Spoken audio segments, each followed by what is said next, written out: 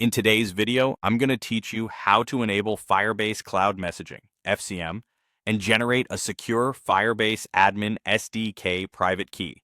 We'll walk through the exact clicks you need to make in the Firebase console, and I'll share safety tips so your credentials stay protected.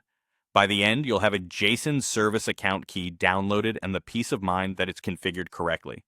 FCM lets your backend send push notifications to iOS, Android, and web clients using a single modern API, so getting this right is important. First, sign in to the Firebase console in your browser. From the dashboard, select the project you want to use. If you don't already have one, create a new project and let it finish provisioning, then open it. Next, make sure the Firebase Cloud Messaging API is enabled for your project. Click the gear icon next to Project Overview and open Project Settings. Navigate to the Cloud Messaging tab. Here you should see the Firebase Cloud Messaging API v1. Confirm that it's enabled. If it shows as disabled, use the Google Cloud Console link provided on that same page to enable it for this project, then return to the Firebase console.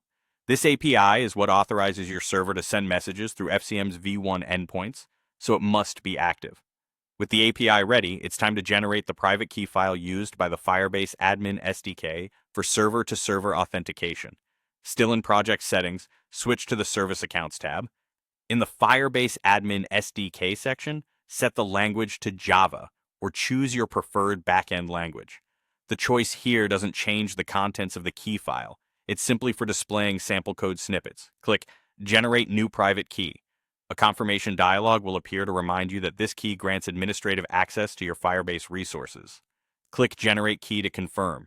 Your browser will download a JSON file that contains the service account credentials. This file is powerful, so store it carefully. Treat it like a password. Keep it outside public folders. Do not share it in chats or screenshots, and never commit it to a public source control repository. Limit who can access it. Restrict file permissions on your machine, and consider using a secure secrets manager for development and production environments. Give the file a clear, private location, and keep a secure backup so you can recover if your device is lost.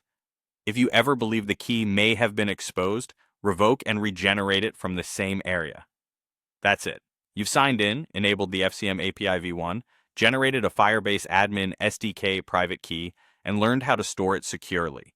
You're now ready to integrate FCM on the server side and send notifications with confidence.